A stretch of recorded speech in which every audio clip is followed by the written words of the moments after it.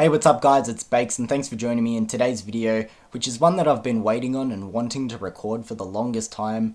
As a horror fan, these are some of my favourite videos to watch at the end of the year. I just find it cool to have a look back at all the good horror movies that we got and hear everyone's opinions on them. So as I said, thank you for joining me in today's video, which is my top 10 favourite horror movies of 2022. Now, having a look back at the year as a whole and all the horror movies that we got, what were my opinions on the horror movies that we got in 2022 just in general? Honestly, I feel like this year was actually really solid. If you asked me about the halfway point, I probably would have said it was okay, but that was probably me just being ungrateful for what we had to that point, and honestly probably also having my expectations too high going into the year. But now that the year is done and it's fully capped off and we're having a look back at it as a whole, as I said, I feel like it was really solid. And also I'm really happy with how my top 10 list has ended. I'm really happy with all the movies that I have picked here. It was actually really hard cutting some away this year. Previous years and previous top 10 lists that I've done, this is my first year on YouTube, so all the lists that I've had before have just been in my head mental. I feel like they haven't been too complete. My positions 1 to 7 I've been really happy with, but then like sometimes I'm just squeezing in a few movies that I thought were okay but need them in there to round out a top 10. But no, this year I'm happy with all 10 movies that I had, and as I said, it really hurt me to cut away a few that didn't make my top 10, which really sucks. But as I said, happy to talk about all the movies that made my top 10 list. I just feel like it's really nice and well rounded this year. Before we get into my list, I just want to explain again, this is my personal top 10 list, okay? I know you guys are probably going to disagree with some of these movies here, but I'm happy to hear your opinions in the comments below. Feel free to talk about the movies that you liked through the year.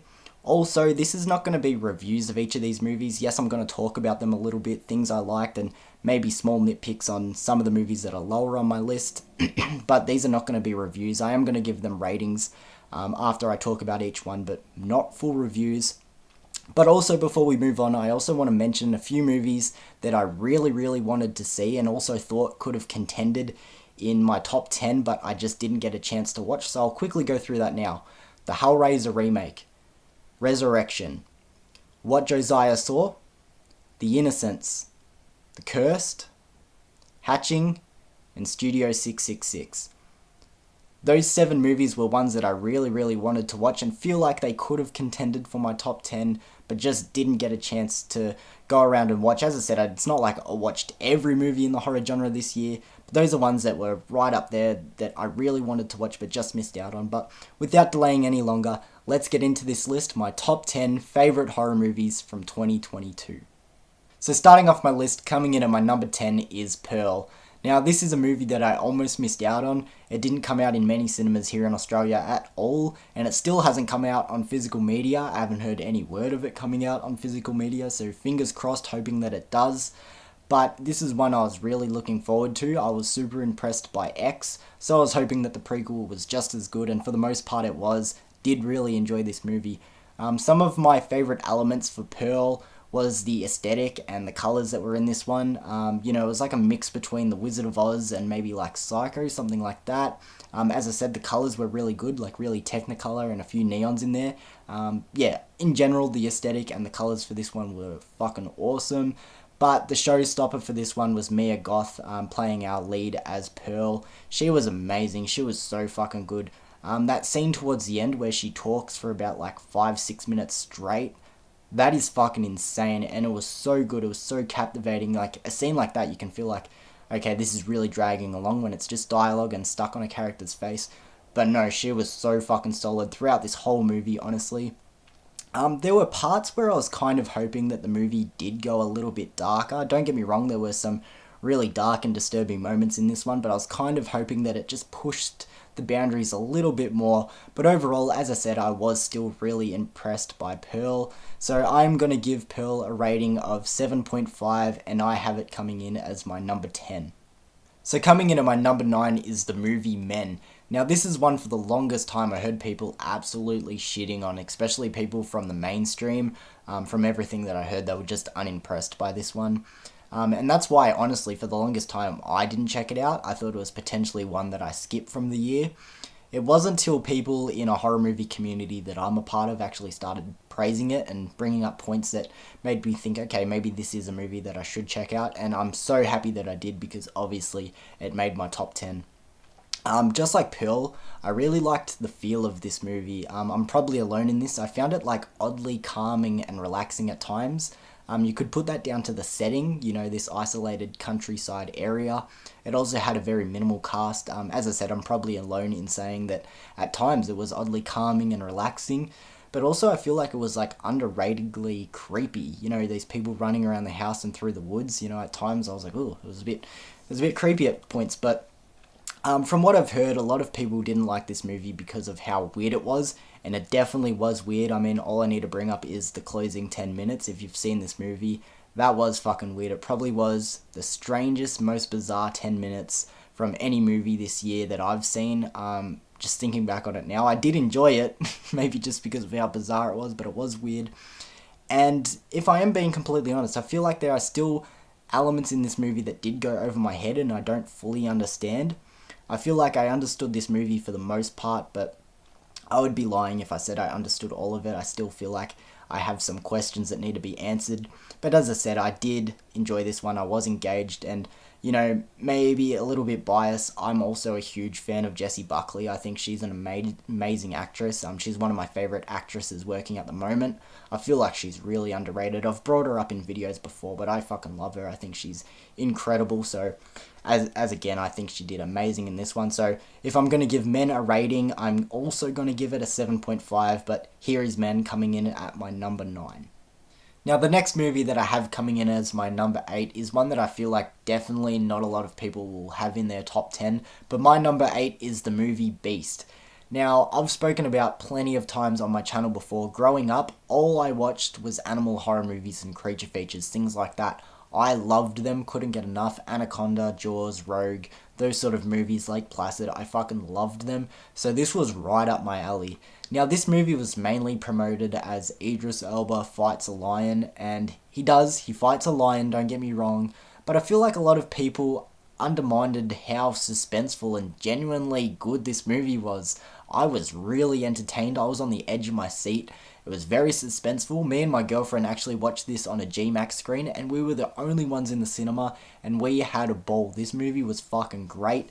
As I said, he does fight a lion, but it never felt too over the top for me. One thing that I will critique, yes, there were characters that did make a few stupid decisions, but at the end of the day, I was entertained, and that's why we go to the movies. We go to the movies to get away from it all and be engaged for an hour and a half or whatever the runtime is, and that's what I was with Beast. I had a great time watching this movie, so I'm going to give Beast an 8 out of 10, and it comes in at my number 8 in this top 10. Coming in as my number 7 is the movie Smile. Now, I need to quickly explain to you guys how unexcited I was for this movie, but how much it caught me off guard, because all the trailers and promotions leading up to this one, I thought it looked completely shit. I was not interested. It reminded me of a movie like Truth or Dare, and no way I was fucking forking my money over for another movie like Truth or Dare. And even when I started to hear that this movie was actually pretty decent, I was like, no, I'm not getting tricked into fucking walking down to the fucking theater and watching this garbage movie. But eventually it did get the better of me. It was like a lazy weekend, and me and my girlfriend were like, why not duck down to the movies? We'll check out Smile. And as I said, this movie caught me off guard. I was entertained the whole way through. Is this movie a good movie? I feel like upon rewatch, I'll like it less. Is this movie original?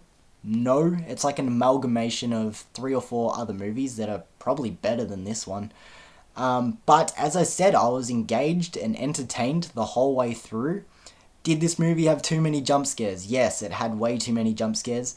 But I'm not going to lie, a few got me, which I give respect to, because jump scares do not get me anymore. You can ask anyone who knows me, all my friends, family, jump scares do not get me anymore. A couple in this one got me, and you could put it down to there was so many that some were bound to do it.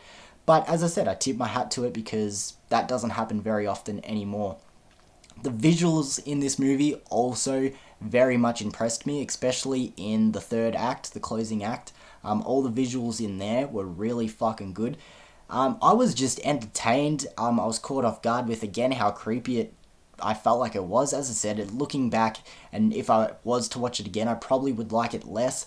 But for the experience that I had, I did enjoy this movie. I actually probably would have liked it more the first time watching it if the cinema experience wasn't so bad. If you've seen my video of my growing problems with cinema goers video, I sort of explained and did a quick little story time on what happened when I went and watched Smile in cinemas. If the cinema experience wasn't so bad, I probably would have liked this movie more. But for now, I have it as my number 7, and I'm going to give it an 8 out of 10. Now, the movie that I have here as my number 6 is definitely, to me, the most brutal movie of 2022. So here I have the film Speak No Evil. Now, a lot of people are going to be saying, oh, most brutal movie of 2022, that would be Terrifier 2, which Terrifier 2 is gory. Gory doesn't always mean most brutal. To me, this was the most brutal movie of 2022. Most depressing, in a way most disturbing as well. This movie was hard to watch, and when the movie was over, I was like sort of thinking, fuck, did I like this movie? Because I'm not really jumping to watch it again. It was that depressing. After the film was over, I was like bummed. I was like, fuck. Because this is a hard movie to watch when it gets to a certain point. You know, the first half of this movie, I was actually thinking, it's a bit slow, it's a bit more of a thriller. They could do something to push the envelope, you know, take it over the edge. And then they did, and I was like, fuck. You know, I give them credit for having the balls to do that.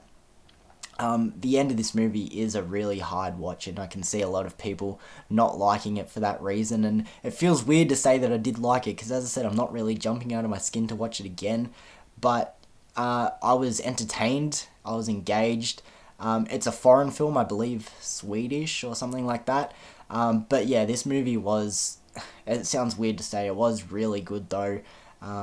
I really liked our characters, everything going on. I've heard a lot of people describe this movie as a spineless family gets bullied by an overpowering family into doing whatever they want.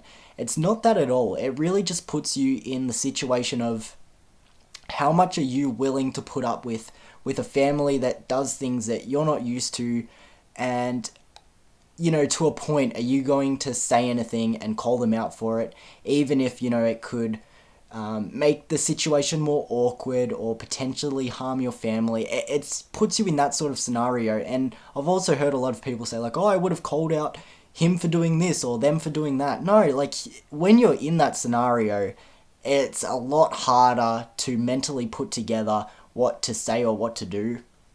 And I feel this movie really did encapture that well.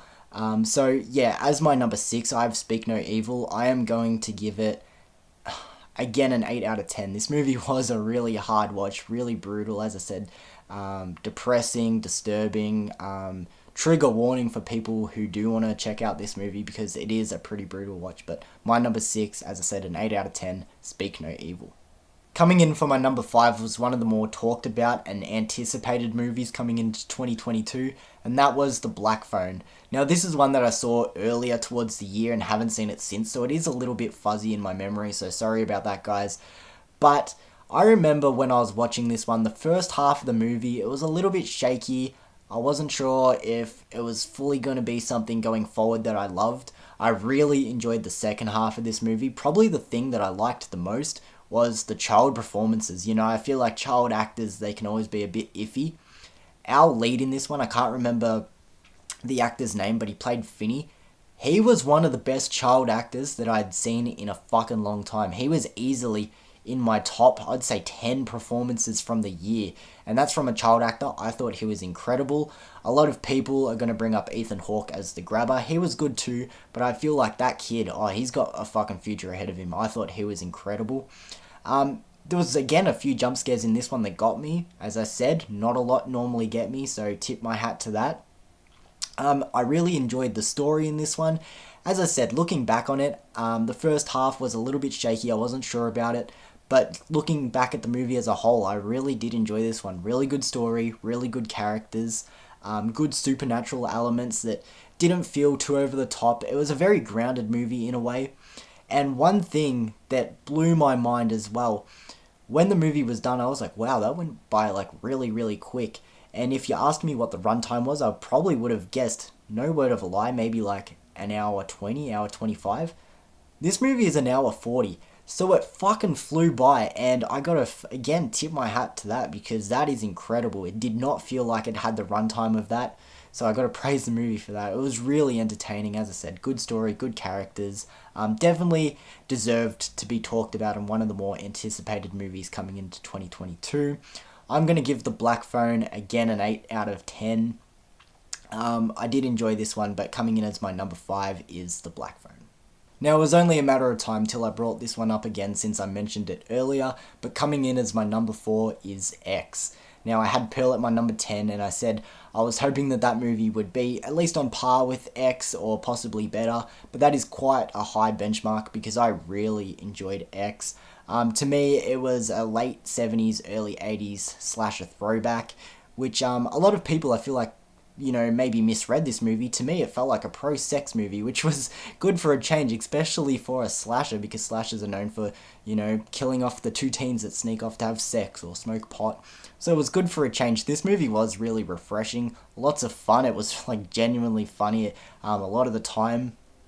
Variety of kills. It was your typical slasher in a way, but, just modernized a bit. Yeah, I've had a lot of fun with this one. One of my favourite scenes of the year was in this movie, the Don't Fear the Reaper scene in the truck, where he's driving down the road and you see her show up in the headlights. Trying not to spoil anything, but that just encapsulates horror. I loved that scene. I thought it was fucking awesome. I thought this movie was awesome. I don't really want to get too much into these movies since they're kind of new. Also, I don't want to give too much away. As I said, these aren't going to be reviews, but I really did like X. The more I'm talking about it now, I was originally going to give it an 8, but I'm going to boost it up to an 8.5. I had lots of fun with this movie, so coming in at my number 4 is X. Moving on to my top 3 now, and coming in at my third place is The Menu. Now, this is another one that caught me completely off guard. Not like going into it, my expectations were low or anything. I just didn't expect to love it as much as I did, and I genuinely mean love it. I thought this movie was great. And I've only sort of recently started to hear how much other people really enjoyed this one also. But I just thought it balanced its elements and its genres just to perfection. I mean, it's horror, obviously, thriller, but also comedy. This movie had me laughing out loud on many occasions. And a lot of the time when I laugh in movies, I'll do it in my head, just chuckle to myself. But I genuinely mean it had me laughing out loud. To me, this was the funniest horror movie of 2022. For those who are unfamiliar, it's also a satirical comedy. I mean, Ralph Fiennes had them licking rocks and calling it food. I just thought that was great. I really loved this movie and I can't wait to watch it again.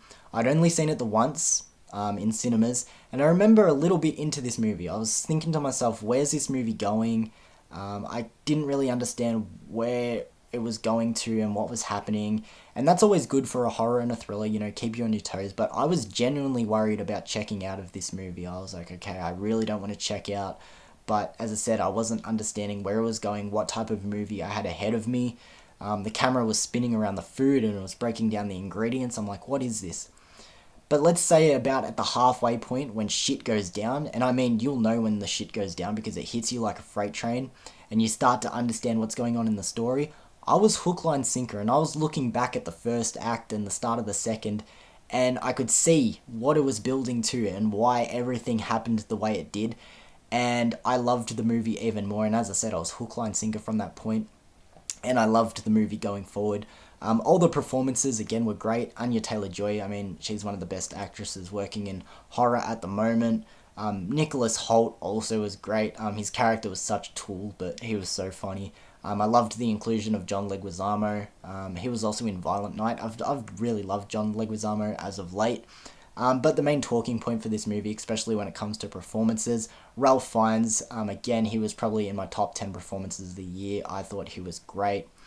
But a point that I do want to bring up with this movie, something that has just been stuck in my head ever since watching it, and that is the ending. The ending to this movie has been burnt into my brain for many reasons because it's a very dark ending and it fits the vibe of the movie so well, but there's just so much going on. It's very disturbing, the characters, without giving anything away, just accepting what's going to happen to them and their fate. It's twisted, but, the lesson and the morals of this movie also, I feel like, was really important. And, you can change it to whatever. In this movie, it's about food and people talking about food and stuff like that, but you can do it with people talking about movies, what I'm doing right now. I just thought the message of this story was great as well. And yeah, that ending just encapsulated it so well. I thought the ending of this movie was great, and that's the final talking point I want to bring up with The Menu. Again, this was going to be an 8.5, but I'm going to bump it up to a 9. I loved this movie, so coming in at my number 3 is The Menu. Now, coming in at my number 2, I have the film Barbarian. Now, this is the perfect example of a movie that you need to go into blind and knowing nothing about it. That's what I did going into it, because I heard the same thing. Just know nothing about it and you'll like the movie even more. And I loved this movie. I thought it was great. If you watched the first half of this movie and then turned it off and watched the second half on another night, you would swear you're almost watching two completely different movies. The first half of this movie is so suspenseful, and you think it's something when, by the end of the movie, it's something completely different. And obviously, I'm not going to give it away, but I thought it was incredible. The scene in the basement and the stairs going down deeper and deeper underground, that was genuinely fucking terrifying. And just like that scene that I spoke about in X, the Don't Fear the Reaper scene in the truck, the scene in the basement and in the stairs perfectly encapsulates the horror genre. Because that was fucking terrifying, and seeing Bill Skarsgård's character crawling along the floor and shit like that, that is pure fucking nightmare fuel, and I loved that scene. Going into the second half, I'm sure that's where a lot of people checked out. I loved Justin Long's character. I mean, I just love Justin Long in general, but I loved his character. He was such a fucking dick, and in real life you would hate him, but he's so entertaining on screen. But also, the twist in this movie, I'm not going to give anything away. It is bizarre. It feels like it comes out of left field, but I fucking loved it. I mean, I was laughing. I was on the edge of my seat. Those creepy elements.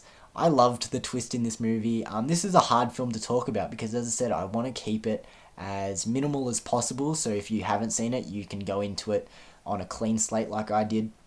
But I'm going to give Barbarian a 9 also, and that's why I have it as my number 2. And here we are, finally at my number 1, and coming in at my number 1 position is Jordan Peele's Nope. I've spoken about on many occasions how Jordan Peele is one of my favourite modern horror directors. I just think he's great, and sometimes with directors you just have a connection to their films and the way that they do things, and I feel like that's me with Jordan Peele. Just the way he tells stories and writes his characters, all the metaphors and, the deeper things going on in his movies, where if you are not paying close attention, you're missing out on so much more, and you have that again here in Nope. I've always said, Jordan Peele could film a fucking tumbleweed going down a highway, and I'd fucking love it.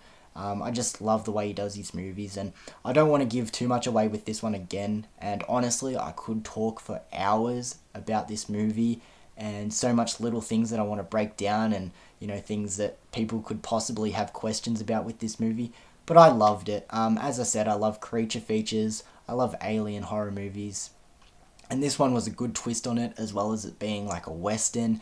It was very grand. It was in a way Jordan Peele's most basic movie, in a sense, because it pretty much tells you what's going on very early in the movie. When I say very early, maybe about halfway. But it's purely for spectacle. This movie is a lot like Jaws in a way, mixed with Signs. I mean, I could talk about this movie all day. I loved it so much. I'm going to give Nope a 9.5. As I said, I could talk about this one so much, but it's my number 1 for the year. That is my favourite horror movie of 2022. Wrapping it up with Jordan Peele's Nope. So there we go, guys, my top 10 favourite horror movies of 2022. As usual, at the end of any of my top 10s on my channel, we'll do a quick little recap. My number 10 was Pearl, I gave it a 7.5. My number 9 was Men, also a 7.5. Beast was my number 8, gave it an 8 out of 10. Smile was my number 7, also with an 8 out of 10. Speak No Evil at my number 6 was also an 8 out of 10, very depressing movie. My number 5, The Black Phone, also gave it another 8.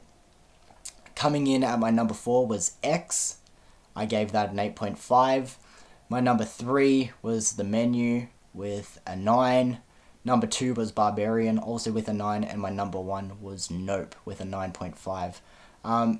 Yeah, these are some of my favourite videos, as I said earlier, to watch when the year's over. Just hearing everyone's opinions on these movies and what they liked and didn't like. I just love it, and I really was looking forward to making this video. As I said, I actually picked up a handful of these movies that I mentioned here in my top 10 on DVD. I got Men, Smile, which is still wrapped. I'm low-key kind of scared that I'm gonna hate the movie this time around, so that's why I haven't revisited. I probably should have revisited The Black Phone, because as I said, it wasn't too fresh in my mind. Nope. I mean, I've seen this movie fucking too many times now. And then X. So 5 out of the 10 I have on DVD. As I said, I was very impressed with this year in horror. And I want to hear you, all your opinions on this year as well, guys. Let me know your top 10s in the comments below, or your opinion on my one. As I said, I know we're not all going to be seeing eye to eye. Understand that this is not the definitive top 10 horror movies of the year. This is just my list. But as I said, I want to hear yours. But thank you for joining me in today's video, guys. I appreciate it so much. I've got a video planned where I'm actually going to talk about most, if not all, of the horror movies that I saw for 2022. I'm still trying to figure out how I'm going to do that video, but look out for that as well, guys. But thank you for joining me in this video again, guys, and hopefully I will see you again soon. Peace.